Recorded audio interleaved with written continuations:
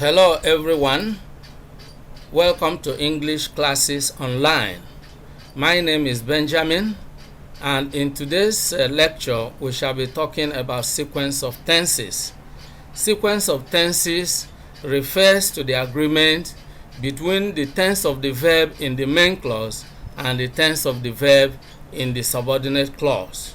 Another name for sequence of tenses is tense agreement or agreement of tenses or tense harmony if you like. You will agree with me that wrong use of tenses accounts for majority of the grammatical errors committed by users of English in our society. So it has become necessary for us to look at our use of tenses. The focus of today's lecture will be on the rules that govern the use of tenses. We shall be looking at them one by one, but don't forget to subscribe to my YouTube channel if you are interested in having other videos like this. At English Classes Online, our aim is to simplify English learning. So by subscribing to this YouTube channel, you will be helping to simplify English learning. Let's get started with the rules. Rule number 1 states that a past tense in the main clause is followed by a past tense in the subordinate clause. Examples are as follows. Mark said he had no money to pay his rent. Susan insisted that the red bag was her mother's. She worked hard so that she might pass. Dan said that he was having his lunch. One thing is common to these four examples. You have a past tense in the main clause and a past tense in the subordinate clause. Let's get to the second rule. A present or future tense in the main clause is followed by any tense in the subordinate clause. Consider the following examples. Rose says that she likes rice. John will say that he likes music. The news is that the president's wife died of cancer. We shall find out whether Judith was in school yesterday. Now, you look at all these examples, the underlying principle there is that once you have a present or future tense, then the subordinate clause can be in any tense whatsoever. Then let's examine rule number 3. If the subordinate clause states a universal truth or a habitual truth, a past tense or any other tense in the main clause is followed by the present tense in the subordinate clause.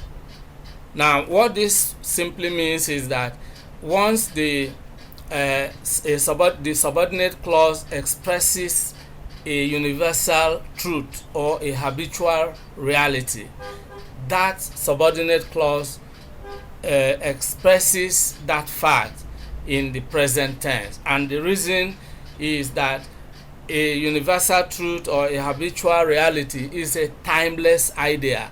It's not tied to time. Let's take examples.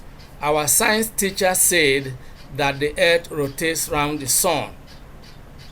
Since the earth was created, this remains static, so it's a timeless fact. The pastor emphasized that God is a spirit. Thousands of years ago, today, and in generations to come, God remains a spirit. So that is exactly what we are talking about. You said that you are an optimist. This example has to do with a habitual fact, that you are an optimist. That is a habitual reality. My father always reminded us that honesty is the best policy. That also is a universal truth. Now let's look at rule number 4. And rule number 4 states that if the subordinate clause is an adjectival clause, it may be in any tense according to the sense it expresses. Examples are as follows. Yesterday we called the man who repairs our generator who repairs her generator is the adjectival clause there. Henry met a girl who sells balloons. Who sells balloons? That's the adjectival clause.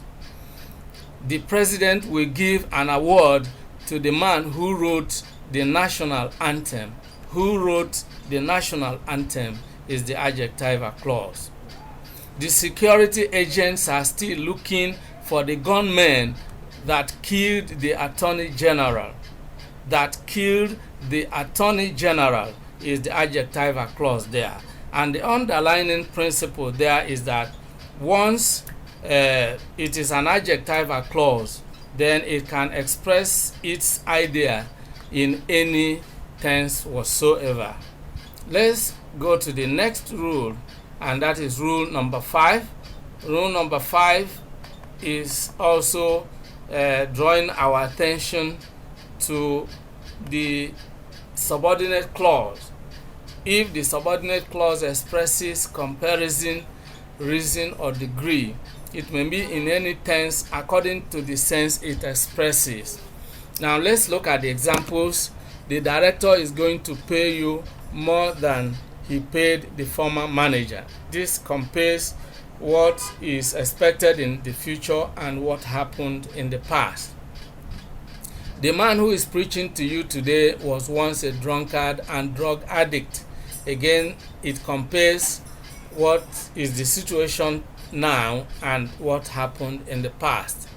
Jack was not picked for the broadcasting job because he has speech impediment.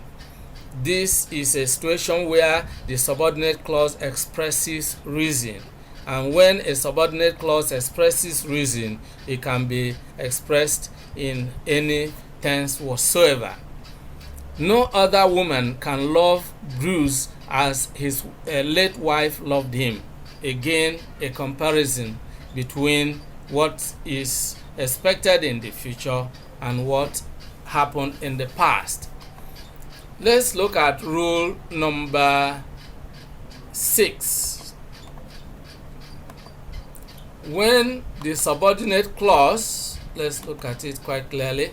When the subordinate clause expresses purpose, the verb in the subordinate clause uses may if the main clause is in the present tense, and uses might if the main clause is in the past tense. Let's look at examples. We eat that we may live. I will work hard that I may succeed. Jane studied hard that she might pass her exams. Mr. Okun exercises regularly that he may stay healthy. Now look at these examples critically. Whenever you have the present tense in the main clause, then you have may to express the purpose in the subordinate clause.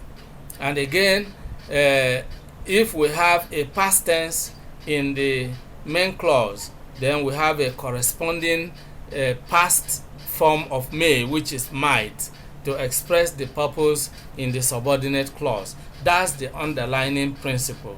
And let's go to our next rule, which is rule number 7. Let's look at rule number 7.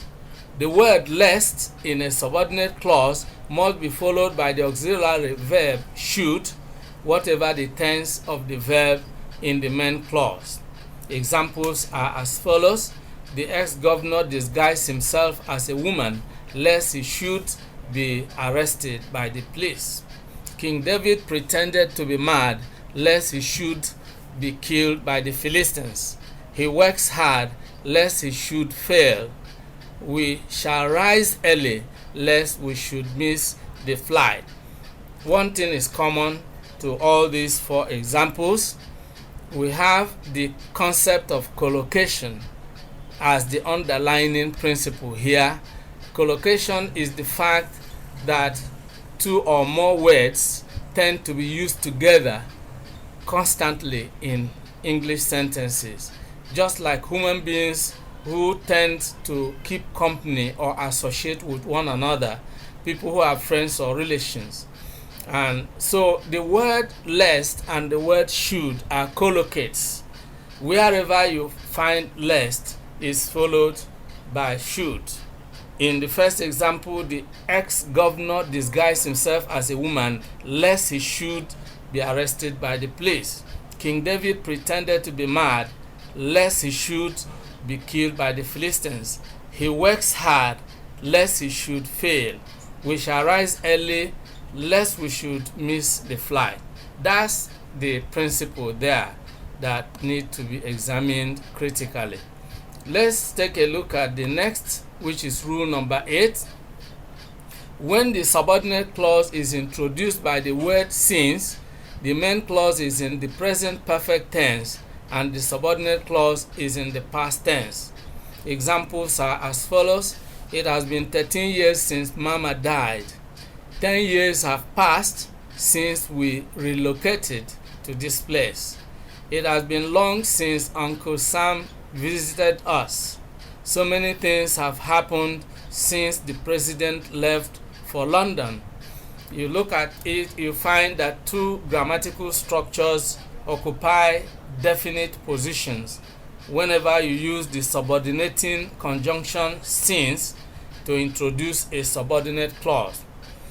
Now, has been in the first example is a present perfect tense. Died in the subordinate clause there is a simple past. The same thing happens in the second example. 10 years have passed. Have passed is present perfect. Since we relocated to this place, relocated is simple past. The third example, it has been long. Has been is present perfect. Since Uncle Sam visited us, visited is simple past. So many things have happened. Have happened is present perfect tense. Since the president left for London, left is simple past. So that is the principle playing out there. And then let's look at the last but not the least rule, which is rule number 9. Expressions such as if only, as if, it is time, or it is high time, or wish that are usually followed by past tenses. For example, I wish I lived in New York. I wish. Once that expression is used, what follows is a past tense. So it will be incorrect to say I wish I am living in New York, or I wish I will live in New York. Certainly that is incorrect. The correct thing is to say I wish I lived in New York. Other examples are as follows. He talks as if he were mad. It is time the government did something to stop these killings. If only he had not joined the gang. That's how it has been in today's lecture. I want to thank you for watching. We've been looking at sequence of tenses, which, as I earlier told you, is otherwise known as agreement of tenses or tense harmony. And we have looked at the various rules that govern the sequence of tenses. I hope you have learned certain grammatical principles in today's lecture. Thank you for watching. Don't forget to subscribe to my YouTube channel so that whenever a new video is uploaded, you will have instant and free access to our videos. Remain blessed and see you in the next video. Bye for now.